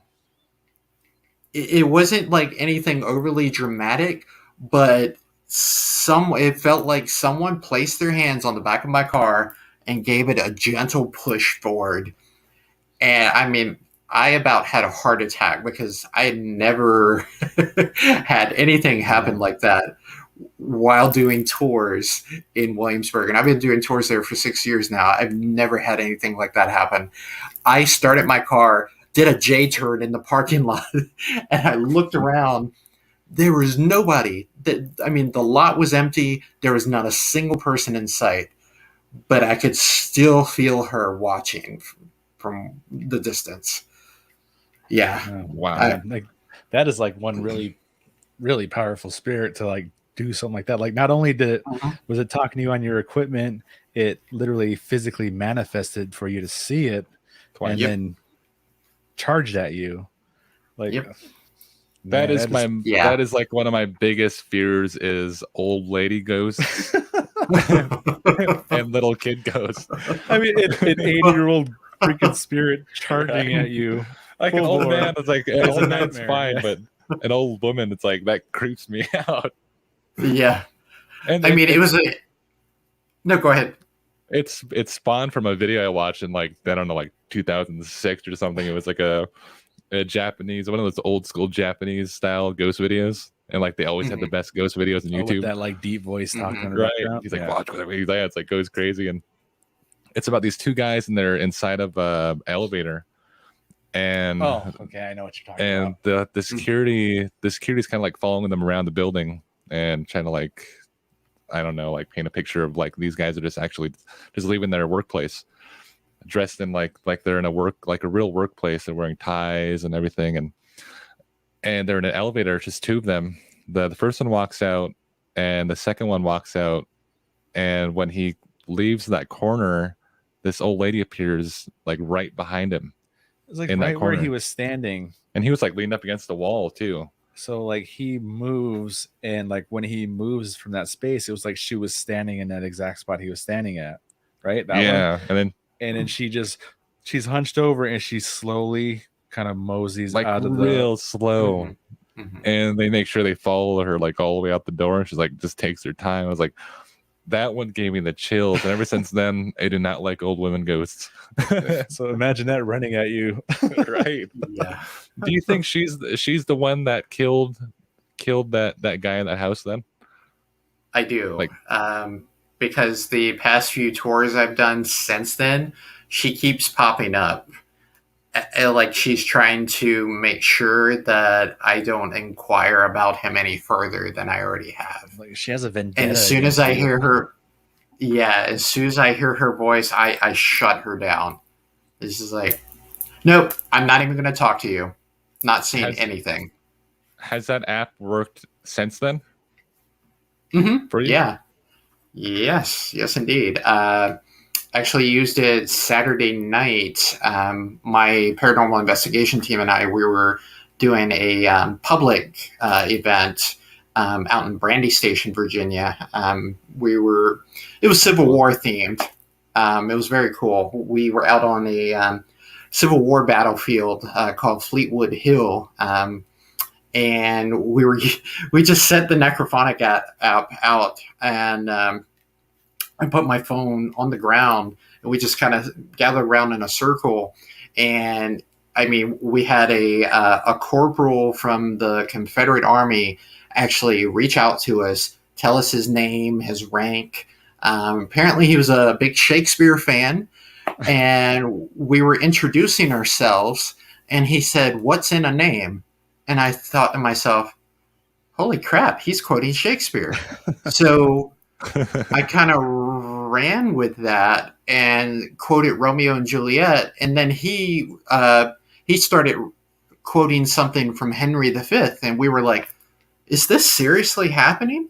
And so somebody else started quoting Henry V to him. And then next thing you know, he was quoting Hamlet. And then we were giving him Hamlet back. I was like, wow, this is weird. All through the necrophonic app. And then he actually started calling us out by name, which was even more of a confirmation. We were like, okay, well, our names are actually coming through this app. Yeah, that it was intelligent rather than residual. Residual, yeah. And actually one of the investigators discovered that one of her old boyfriends, who died like 6 years ago, was apparently following her around as an attachment right there in that moment. Wow. Yeah, Yeah. because he reached out to her through the app, and she was like, "Hold on, what name did that say?" I said it just said Philip like 10 times. She went, "No way," and she started asking questions. I mean, he was firing all the correct answers right at her, and I said, she was like, "No, no, Philip, you need to go away." And I said, "Let me ask him why he's here." I said, "Philip, why are you here?" He said, "She's my sweetie." Wow. Still Man. fond of her, even though he's gone. Yeah. Like before you started, right when you started telling the story, you were literally just starting the story. I kind of got like light chills, and then this Mhm. meter started spiking Yeah. just now. That's why I kept glancing down, because I was watching this when you're Oh. telling the story, and so so Uh-oh. like there was something. So just to let you know. Yeah, just letting you know. That's why I was glancing down, because like right when you started talking, I started Uh-huh. getting the chills a bit, and then that bounced. So like Hmm. something, always something, man. Maybe I should tell you what happened after we played with the necrophotic app. Is this what you were mentioning earlier? Mm-hmm. Mm-hmm. Yeah. Yeah. So we were playing with necrophonic for what I felt like 30 minutes. And finally, I told the other investigators, I said, why don't we take the group somewhere else on the battlefield? I said, how about that huge tree over there? Because I was getting, strong vibes from this one tree. Yeah. We went over to the tree, and, we just kind of started feeling it out. And something told me to pull out the spirit box. So, I pulled out my SB7, started hooking it up, and the other two investigators, they saw something, and they said, no, no, no, no, no, no, let's go, let's go, let's go. And they took the group and started backing up. And I went, screw that. I haven't investigated yet. I'm staying right here. I want to find out what's going on. I need to know why I'm feeling this. And as soon as I turned on the spirit box, I mean, all I heard was the static, and then I got hit with this like tidal wave of emotions that weren't mine. I mean, all I could say is it felt like 1,000 people's emotions hitting me right in the heart. And it actually caused me to look away, and I had to hold the spirit box out to the side. And I remember I closed my eyes, and I just like, I couldn't shake it. I mean, it was like draining me, beating me down, like. And when I closed my eyes, I saw what looked like this older man with this like whitish color hair, and he was surrounded by this really powerful yellow light, and he was looking right down at me. And I mean, again, just boom, boom, boom, getting hit with this emotion. And I told somebody, I was like, take the spirit box. I was like, I can't do this. I can't. And I tried shaking it off, but no matter how much I tried to shake it off, it just kept coming at me. And then I decided that I needed to walk away, because I didn't feel threatened by whatever was happening there. In the moment, the message I was clearly getting was, I've cornered you, like an animal, and you want me to go. You're basically saying, you want an experience? I'll give you an experience. Boom. And throwing it right at me. I'm full force, no holds bar. But I was actually the only person that was affected. I was the only guy there. He singled me out and left the women alone. Wow. So, yeah. And he followed me, like his energy followed me all the way to the car.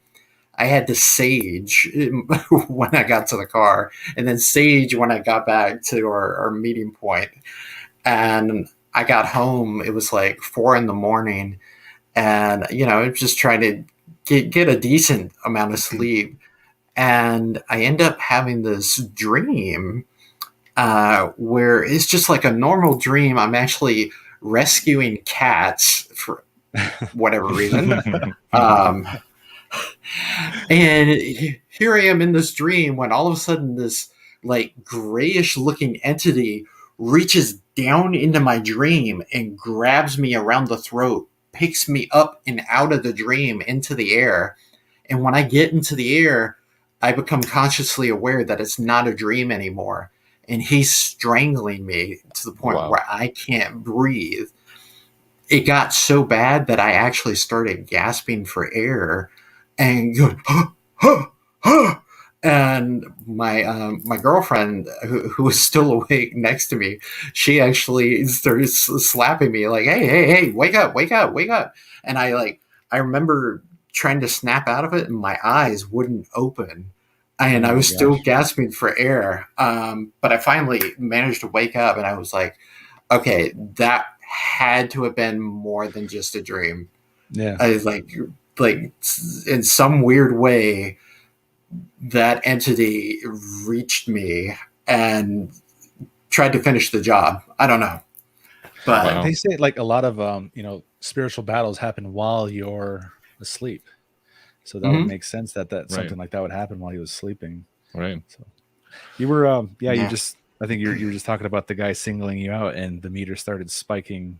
It's doing it now. There it goes again. Yeah. Every time you mention this guy or this entity, it would spike. Yeah.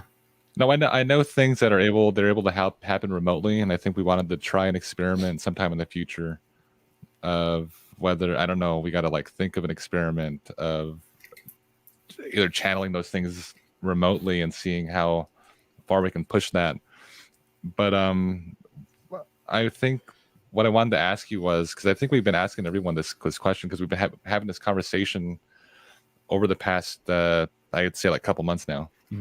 And I mean, we grew up in a Christian household, and so for us, we know for ourselves what a spirit is, what a demon is, and things of that nature. But when we come on the podcast, we try to explore different viewpoints on that subject, and it opens up a really cool conversation. And I guess what I want to ask you is, what do you think you're experiencing out there when you come across a spirit, whether that's a intelligent residual, a negative, or a positive? That's a very good question, and I feel like we could easily get into a hour-long conversation about it, if not longer. But, and I think there's not necessarily a right or wrong answer here, because I mean, nobody has the 100% foolproof answer to this. Right. I believe that there are many mysteries of the universe. I was listening to a podcast recently where a guy was talking about, you have to think of the paranormal almost like an onion, and it has many different layers. And, just when you start peeling back a layer, you find another layer and another layer and another layer. And it gets more and more involved, and you've got all these different things going on at the same time. And, you've got ghosts and you've got aliens and cryptids and, people from alternate dimensions. And I mean, how do we, break it all down and say, this is exactly what's going on? Because I've been having a lot of conversations with spirits recently who actually think I'm the spirit. They think funny. I'm the spirit. Yeah, which kind of blows my mind. And they're afraid that I'm haunting their house or, like, their building, wherever they're at. Kind of like the Others movie. I was about to say that. Have you seen that movie? Mm-hmm. Yeah. Yeah, it's kind of like that. That's kind of you're cool. like, you're the ghost to them. And yeah, exactly. So you think that some of them don't know that they've passed on or don't know that they're dead, and they think what they're experiencing is a haunting or is a ghost. So that's kind of how that sounded. Yeah, and I'm not saying that takes place all the time, but I have bumped into that more often than not, which I find to be very interesting. That is really interesting. Wow. Well, I've never actually heard somebody say that. That's like a really, really cool thing to hear. I've never heard someone actually have that experience. With when dealing with the paranormal, it's that a spirit actually thinks that you're the ghost. Right. Yeah, that's insane, man. Yeah, but I mean, at the end of the day, if matter can't be created or destroyed, where does it all go? Yeah. I mean, it's back out there in the universe, and we might not necessarily realize it when we're a ghost because we're just reliving certain memories over and over and over again, or we're just living our best life. Right. And then all of a sudden, because of whatever environmental change in the atmosphere, we're now seeing somebody else that looks kind of funny to us. Like a buddy of mine was talking about how he was in a sanatorium and he was going down this dark, creepy hallway, and all of a sudden he sees, this really tall, mysterious-looking figure with a pig mask on, and turned out that this entity was actually just as scared of him as he was of it. That's strange. So Wow. yeah. It's I don't know. It's always. I mean, that's the thing that I like talking about, though, is when you have different theories, whether that's like time slips or we're experiencing energy or everything that goes into like residual or intelligent encounters. There's always like we have whether or not we find solutions to the question, like describing a certain happening, we always find a counter to that, or someone else having a different experience and that kind of defies the other experience. And I think that's why we've been having this conversation with everybody, is like trying to explain different happenings. And does that correlate with another happening that we've heard about, or does that defy that happening? And then we start asking the harder questions and trying to create a conversation about that, or trying to make a conversation of what are we experiencing out there and why do these things happen. And I mean, especially now that we're having all this activity in the house and things like that, especially on the podcast talking about these things, and then now we're having all these activity in the house. It's like, how do you explain that? Yeah. Right. Yep. Yeah. Like, I mean, I know like why you got into what you're doing now, like what sparked your interest now. And, my wife was just asking me that too the other day, why would you want to go out and find that? Why would you want to go out and seek it out? And it's something that always interested me. It's like something I always kind of racked my brain, when I was young, hearing all these ghost stories and stuff like that, or even cryptid stories, or these like we lived on a reservation, and there is a lot of spiritual stories that they creep me the hell out. And so I've always kind of had an interest in it.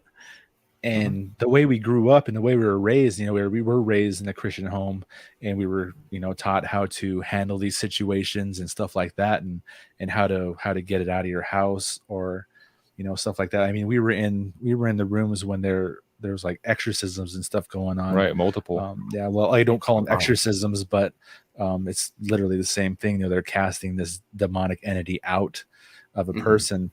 And I mean, multiple times growing up, and even just not too long ago, the last time that we had that happen was just a few years ago, I think. Right. About 4 years ago. About 4 years ago was the last one that I was actually involved in.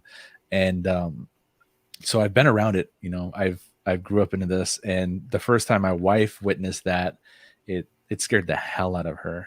She was like so scared, like she didn't want to go to sleep, and I told her, don't worry, that thing's gone now, just don't be afraid of it, and so she had a lot of getting used to do, like with all of this kind of stuff. And so she kind of asked, why would you want to seek that out? And I just told her to, basically to prove to other people that this stuff is real. This isn't, this stuff is real. A lot of it is. It's hard to explain, but I know what I believe. I believe that that the things that we're talking to, the things that are coming through on your spirit boxes and stuff like that, or even the EVPs you're getting, are what the Bible states as familiar spirits. And a familiar spirit is basically a demonic entity that tries to bait you with somebody that you're familiar with. It can come through as a friend, a loved one, and you're hearing this voice coming through, and then it keeps drawing you in until you're so invested in this that it's kind of inviting it into your home. And then that's where the infestation begins, and it starts wreaking havoc on your life and stuff like that. And there was times where it tried to enter my home, and it was pretty violent, and I had to get rid of it the only way I knew how. And actually that just happened in the place I just moved into, and it was one of the creepiest things because I was home alone. That was like one of the only times I had to take care of it with just me and my wife.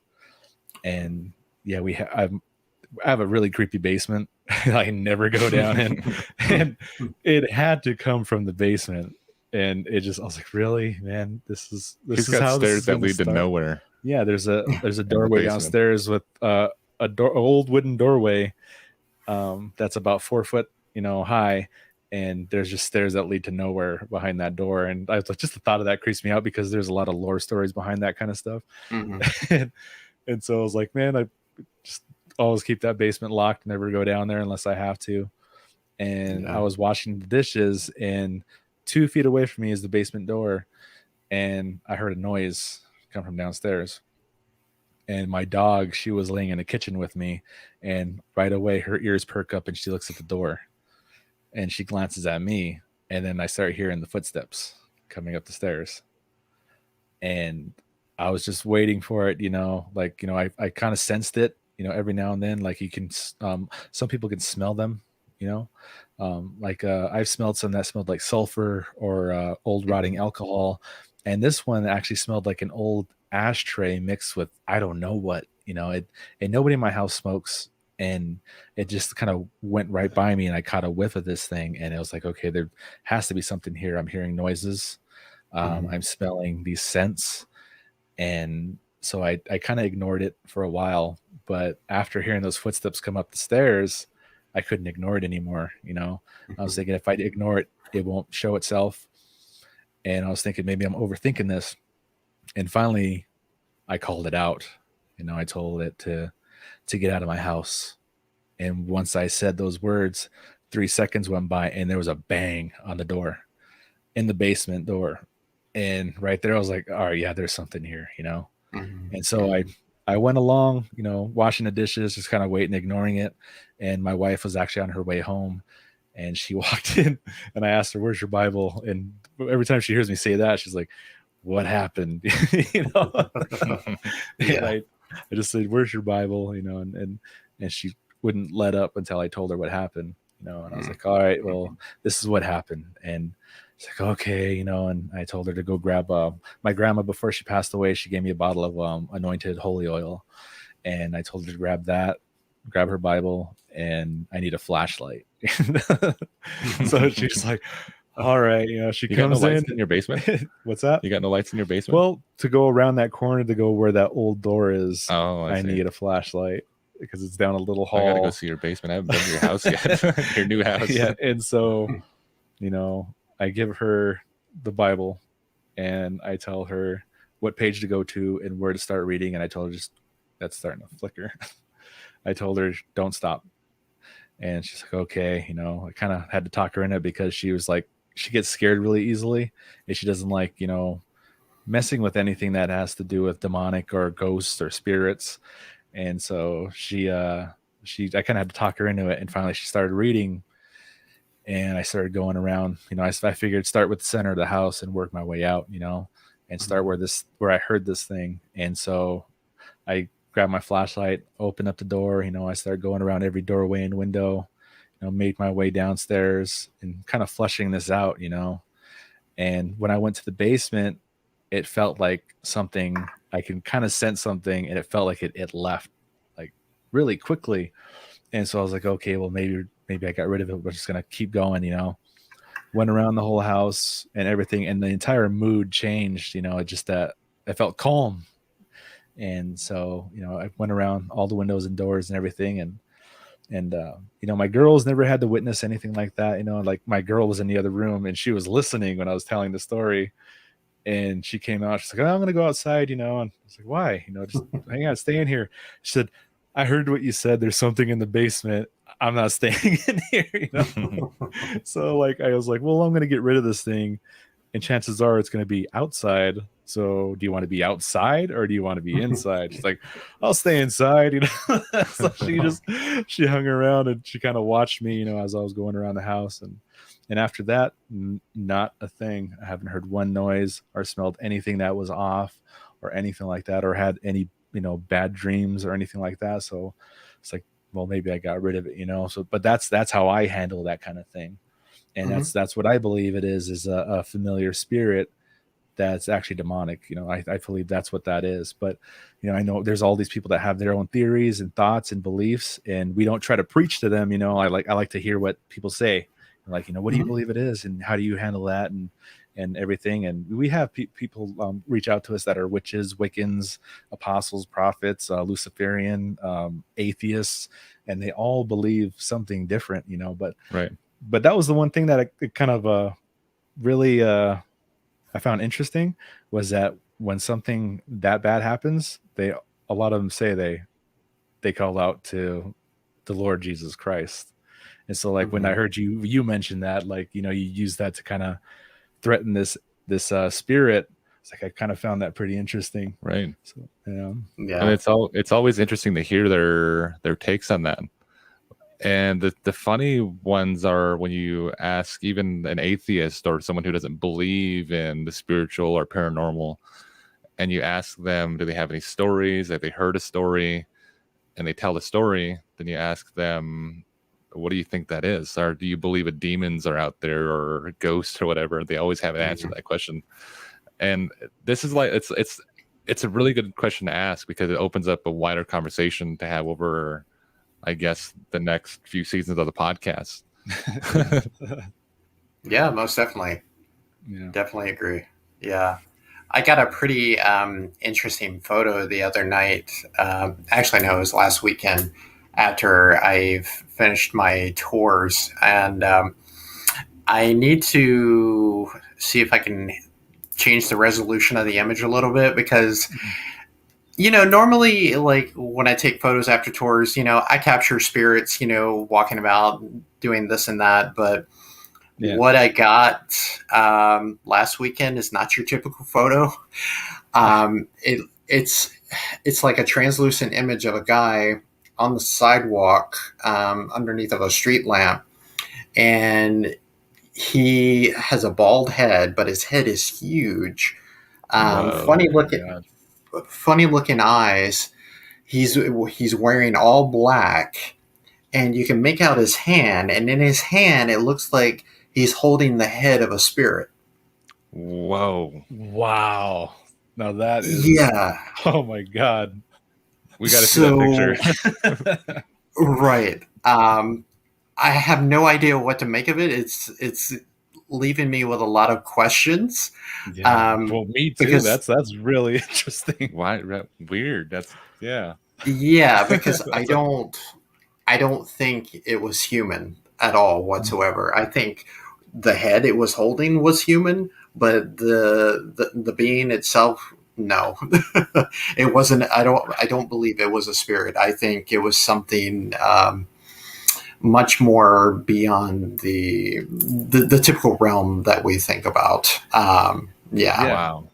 Like the way you just described the way this thing looked, it right away I just got a memory when I was watching Ghost Adventures, and in one of their I think you could find their top 10. I can't remember which one it is, but they have a whole list of top 10s, and outside a window that was actually, it had to be standing pretty high. It was a really tall figure that walked by that looked like an alien. It had a bulbous head, like how you described, and it had long arms. And this thing scared the shit out of my wife because she hates aliens, and that's what it looked like.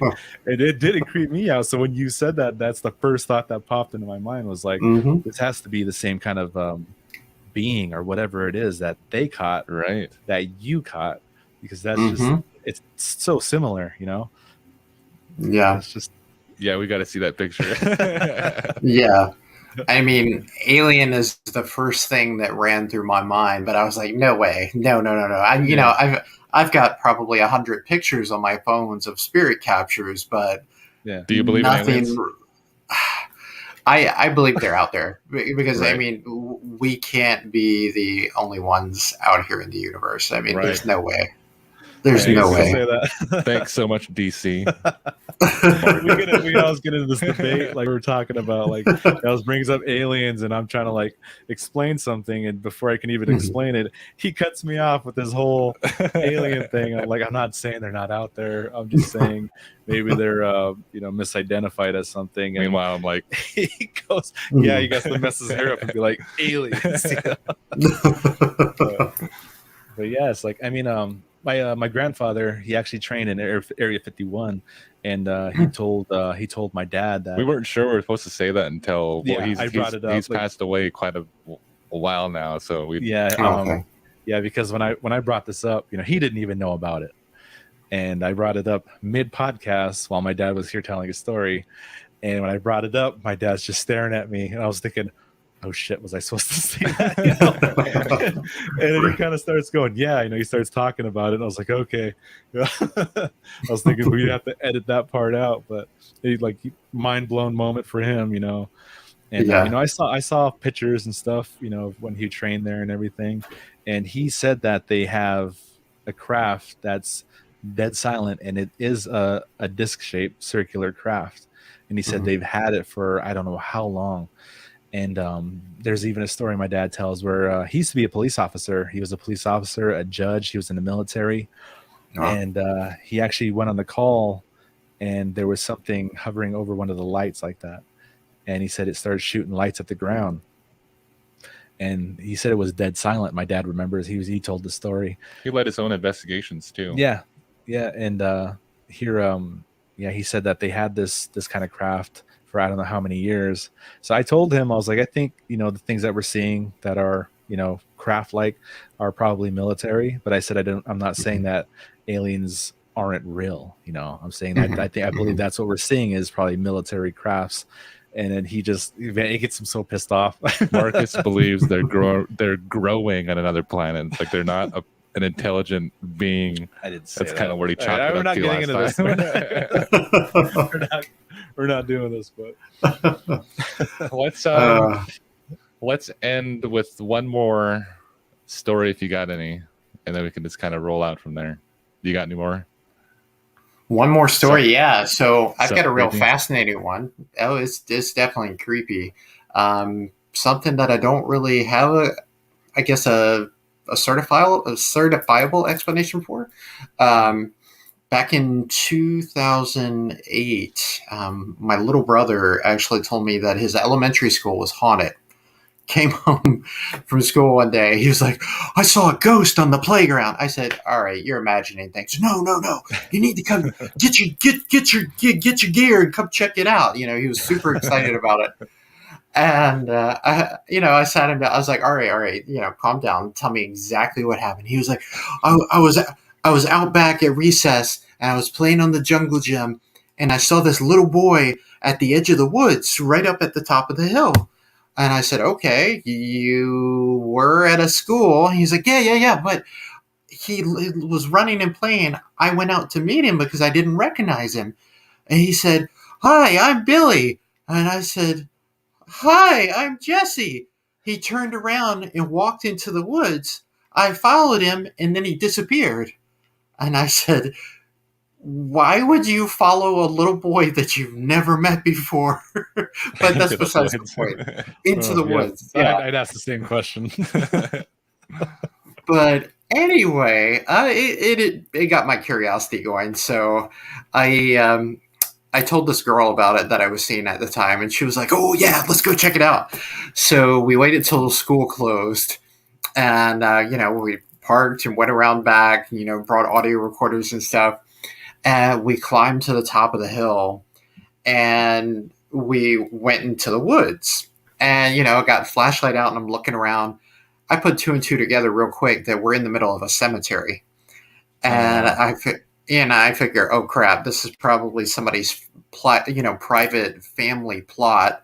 I start looking at headstones, and I put all of this together and say, wait a second. Not only is this a private plot, this is a World War II veterans plot. Whoa. Everybody served in World War II, yeah.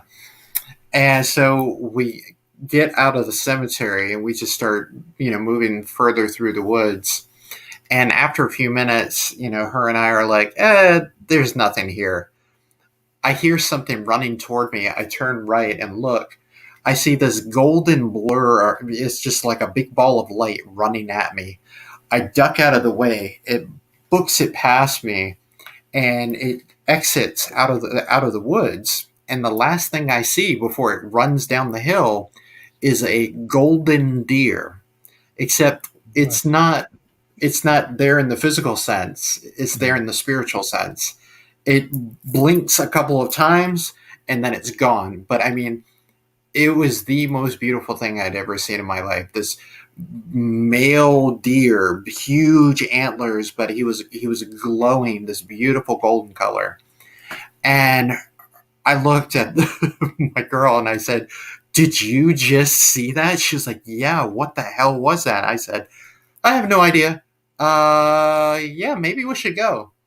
Then we hear what I can only describe as like a heavy steel door opening up, kind of like to an old laboratory that you see in a 1930s horror movie, this, kind of sound. I mean, it's awful. And I remember thinking, where is that sound coming from? We're in the middle of the woods. Split second later, probably 5 feet in front of me, right at the edge of the woods, this guy appears and he's levitating in midair. But wow. It looks like, to me, he's standing on some sort of invisible platform. Best way I can put it. He's hunched over, completely shrouded by darkness. He's got on a black cloak, a top hat, and he's carrying a lantern. It's got a single flame in it.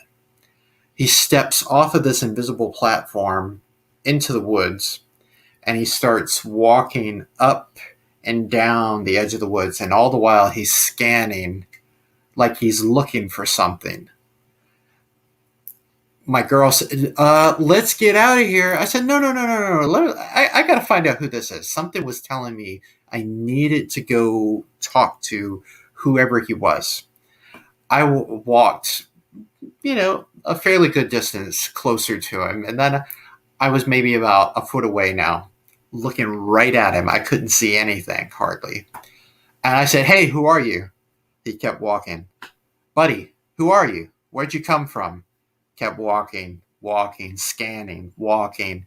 And I said, "Look, if you're not going to talk to me, I mean, at least acknowledge my presence. I mean, it's rude to have your back to me the whole time." Turns, looks right at me. All I saw right there in that moment, again, top hat, cloak, lantern, but this time I could see his eyes.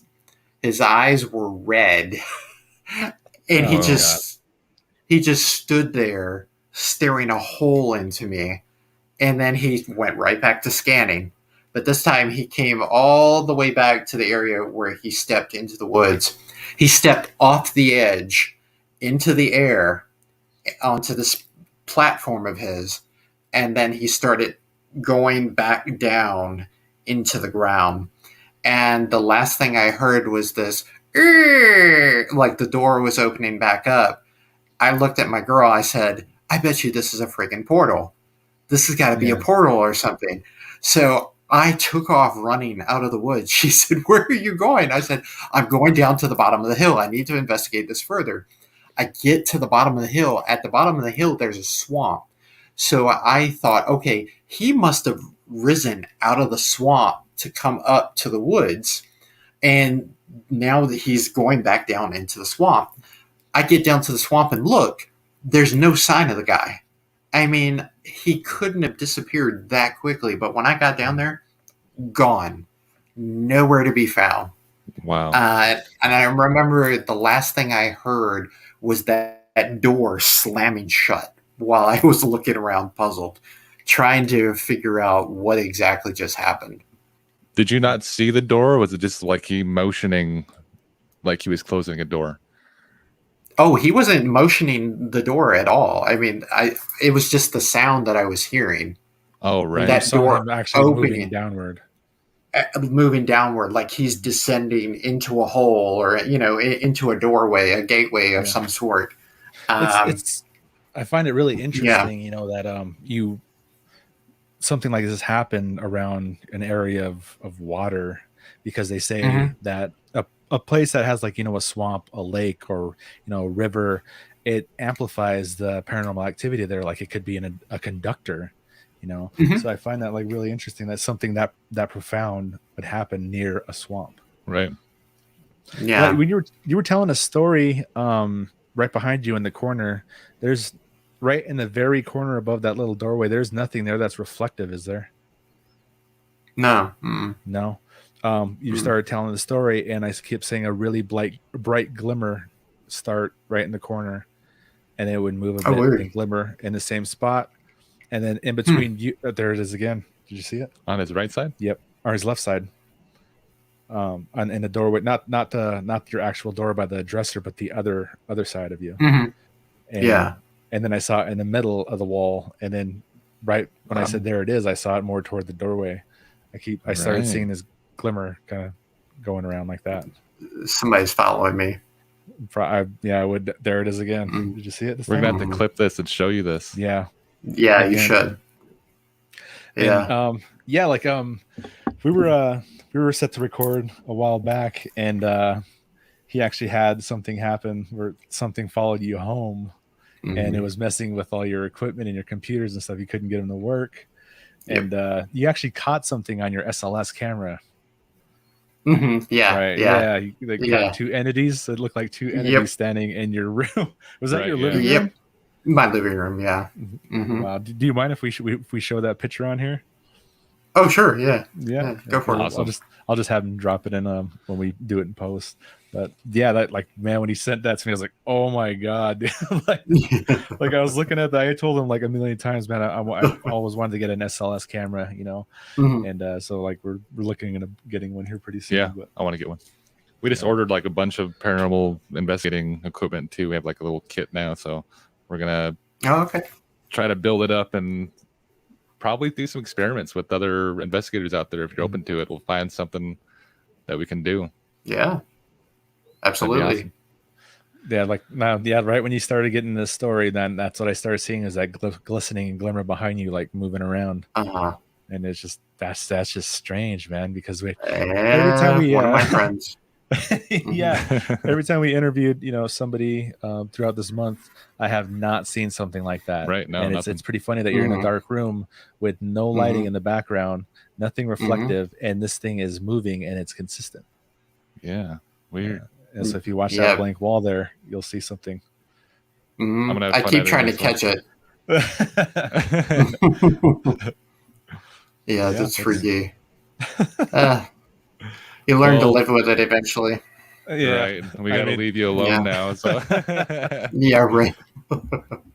So let everybody know where they can find you, where they can find your podcast, and all that good stuff. Yeah, so Hauntingly Yours, I share the haunted tales of the world, history and lore of many different haunted places. That can be found at our Linktree, linktr.ee/ Hauntingly Yours Paranormal. It's on all the major platforms. Like it, review, subscribe, all that great stuff. Definitely appreciate that. Me as a whole, you can find me on Facebook, Instagram, DC O'Rourke. Feel free to friend me, follow along on my journey. Also have my paranormal investigation team, Shadow Walkers Paranormal. Look us up. I post all of our stuff from our various adventures. And as of today, I've actually just joined a separate paranormal investigation team, Spirit Guides Paranormal, which I'm very excited for. Good friends. Yeah, I was That's very pretty flattered. awesome. Yeah, they asked me to join, so I'm stoked. I hope you're watching the background because I keep seeing it. I got to go back and watch this. Yeah, you got to go back and watch it. But yeah, that's really interesting, Yeah. man. Yeah. Yeah, so I'll just say hi to whatever spirits floating around me right now, just in case they want to say hi. Yeah, they want their camera time also. Yeah. Awesome. Is that all you got, huh? Yeah, for now. Like, yeah, we'll probably end up having you back on here sometime in the future if Right. you're up for it. So. Oh yeah, absolutely. Anytime. I'll probably reach out to you guys soon, ask you about coming on mine. Awesome. Right, That'd be cool. He actually did you did a episode of the Moss Mansion too, a while back. Yeah. and I Oh remember yeah, that because- was you, right? Yeah, I remember telling him about that. Is we actually got to do a podcast there. Like they left us the whole building, and yeah, it got pretty weird in there. Yeah, it was pretty It was cool. pretty cool. Yeah, it's a cool place. Yeah, a lot of really good stories. Yeah, I like how you you pick your location and then you go into the history of the place and then the haunted history. And I always found that pretty cool, man. Like, yeah, anybody out there, man, check it out, man. It's a pretty cool podcast. Right.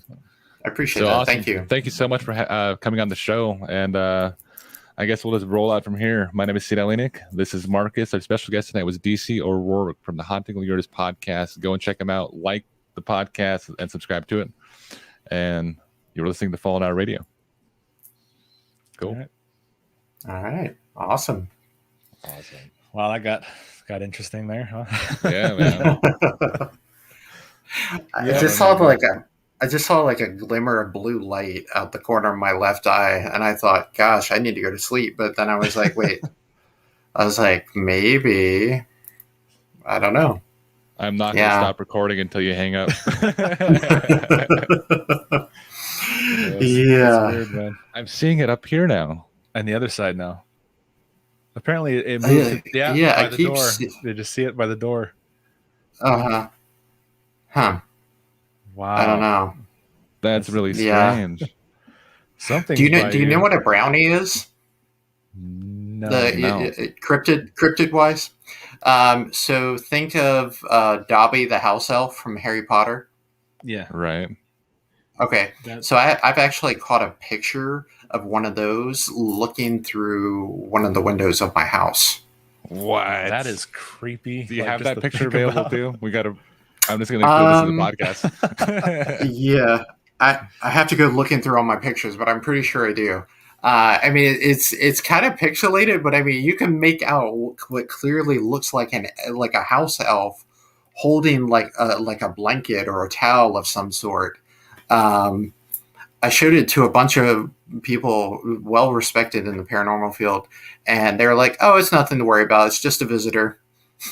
Weird. Like, oh, just a visitor. Okay, so if I go with it, the Harry Potter rules, do I leave him out like an outfit, and that's clothes? How I do this? Or if I want to leave, do I give him a sock? I'm not your master. That's weird. Yeah, that's like that's actually pretty creepy, man. I mean, like it is. Somebody tell me, that's okay. This is all it is. I'm like, no, man, get it the hell out of here. That's what I'd be like. Yeah. But all right, guys. I will catch you later. All right. Take care. Yep. Cool. Thanks. Yep. That was really, really strange. That was pretty cool. And done.